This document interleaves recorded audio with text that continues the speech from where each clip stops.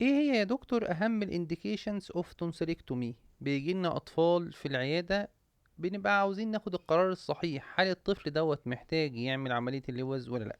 في انديكيشنز معينه وواضحه لموضوع عمليه التونسيلكتومي او احتياج الطفل لعمل عمليه اللوز. اول حاجه recurrent tonsillitis. ايه هي عدد المرات اللي بقرر بناء عليها؟ لو حصل للطفل دوت عمل اللوز او احتقان او التهاب، معنى اصح اللوز المتكرر 7 مرات في سنة واحدة، او 5 مرات سنتين ورا بعض، او 3 مرات في السنة لمدة 3 سنين ورا بعض، ده سبب وجيهي جدا ان الطفل دوت يتحول ان تي عشان ناخد القرار ده.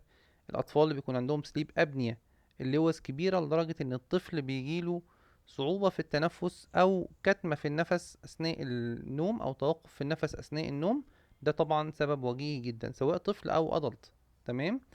لو في حالة اني متوفر مع الطفل دوت او موجود مع الطفل دوت صعوبة في البلع، اللوز بقت كبيرة لدرجة ان الطفل بقى عنده صعوبة في البلع، ده انديكيشن قوي جدا.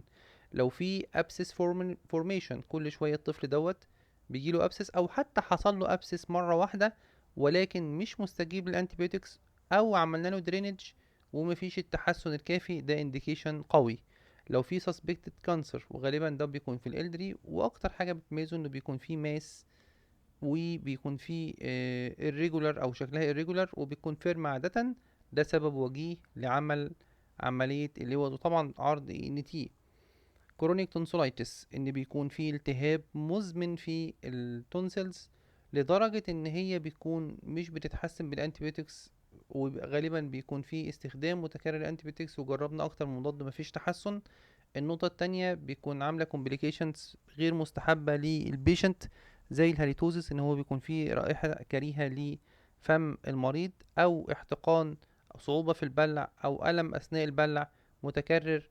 كل دي يا دكتور indications مهمة، او اهم 6 indications لعمل عملية التونسيلكتومي.